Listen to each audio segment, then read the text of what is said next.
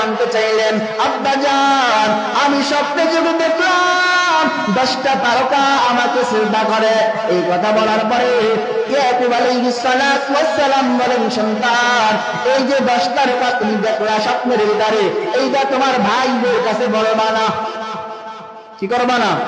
এই স্বপ্নের কথাটা তোমার ভাইদের কাছে বলবা না। ইউসুফ আলাইহিস সালাতু ওয়াস সালামের মনটা ছিলেন সরল। তিনি চিন্তা করলেন, বললে কি হবে, তিনি ছোট মানুষ, বুঝতে আর কুলাইতে পারে নাই, ভাইদের কাছে বলে দিল। ভাইরা হিংসায় বশীভূত হইয়া দেখে ইউসুফ নবীকে আব্বা একটু বেশি মহব্বত করে, ইউসুফ আলাইহিস সালাতু ওয়াস সালামকে আব্বা বেশি ভালোবাসে।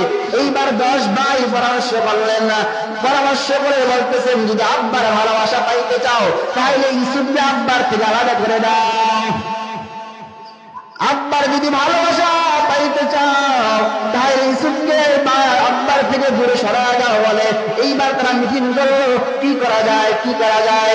এক ভাই উঠে বললো, যেটাকে হত্যা করে ফেলো, তাকে কতল করে ফেলো, তাহলে আমরা আব্বার ভালোবাসা পাবো, বাবার মহব্বত গুলো আল্লাহ আবার আমাদের উপরে নিয়ে আসবেন। এইবার এক ভাই চিন্তা করলেন, না না।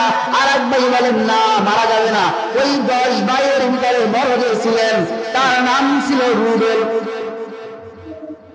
এই বড় ভাই তিনি বলতেছেন, বড় ভাই তারা তেমনি আলাদা মায়া থাকে পরিবারের উপরে, যে না না তাকে মারা যাবে না, তাকে হত্যা করা যাবে না, তাকে কূপের ভিতরে মারা দাও।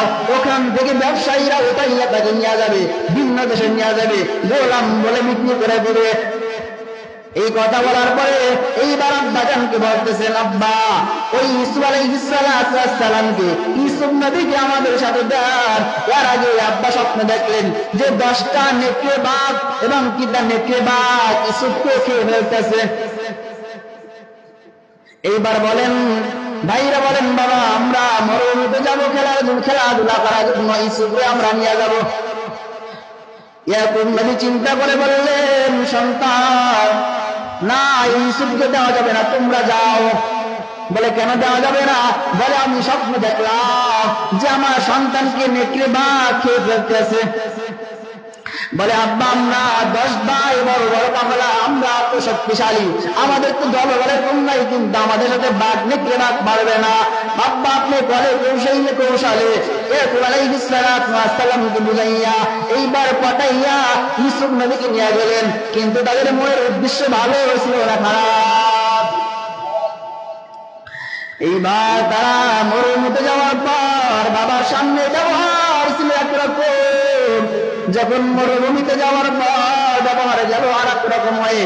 এইবার এ মারতেছে, এ চড়ায়, এ ধাপড়ায়, এ লাঠি দেয়, সুষ্টা দেয়। এইবার বলে, ও ভাই আমি তো তোমাদের সাথে এমন করে অন্যায় করি নাই, আমি তো তোমাদের সাথে কোনো বেয়াদবিমূলক আচরণ করি নাই, এ ভাই কেন আমাকে মারতেছো? আমি কেন? বলে তোকে মারা একটাই কারণ, আব্বা কেন তোকে এত বেশি ভালোবাসে, এই ভালোবাসাটা আমরা সহ্য করতে পারি না। এইবার কেউ বলেন মেরে ফেলো, আবার কেউ বলেন না মারা যাবে না। এইবার মারতে মারতে এইবার তারা ওই অন্ধকার কূপের ভিতরে ফেলে দেয় লবণাক্ত পানি, যেখানে